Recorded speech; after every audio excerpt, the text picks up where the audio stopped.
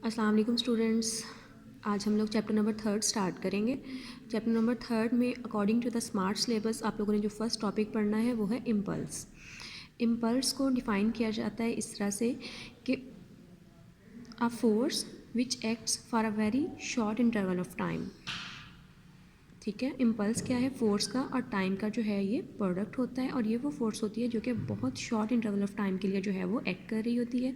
इसकी एग्जांपल ली जाती है कि अगर कोई बॉल जो है वो बैट के साथ हिट करती है, तो इस केस में जो है वो फोर्स बहुत स्मॉल इंस्टेंट के लिए जो है वहाँ पर एक्ट कर रही होती है। तो इस केस में जो है बजाय इसके कि हम फोर्स और टाइम को अलग से कैलकुलेट करें, हम एफ क्रॉस टी जो है उसको अगर नोट करते हैं, इस क्वांटिटी को अगर हम जो है काउंट डाउन कर लें, तो इसके लिए हमें बेटर रिजल्ट्स जो है वो मिल जाते हैं।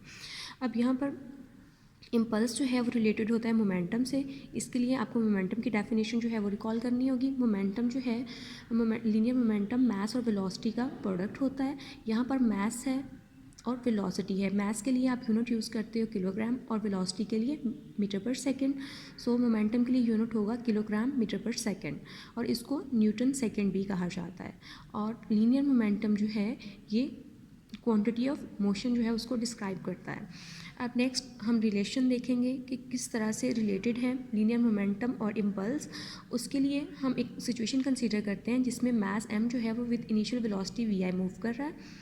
ठीक है, डी टाइम के बाद जो है जब उसके ऊपर फोर्स एक्ट करती है, तो उसकी फाइनल वेलोसिटी जो है वो vf हो जाती है। एक्सेलरेशन आपको पता है कि rate of change of velocity है, तो final velocity minus initial velocity over time हम लेंगे तो यहाँ से एक्सेलरेशन आएगा। इसके अलावा आप लोगों ने सेकंड लॉ जो है न्यूटन का उसमें पढ़ा है कि f जो है वो ma के बराबर होता है, तो यहाँ से हमने एक्सेलरेशन निकाल लिया।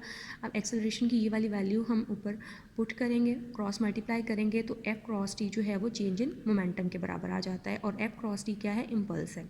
यानी इम्पल्स जो f क्रॉस t किसके बराबर होता है? चेंज इन मोमेंटम के। इम्पल्स को i से लिखा जाता है, यानी i किसके बराबर होगा? f क्रॉस t के, या आप i को कह सकते हो कि ये चेंज इन मोमेंटम के बराबर होता है।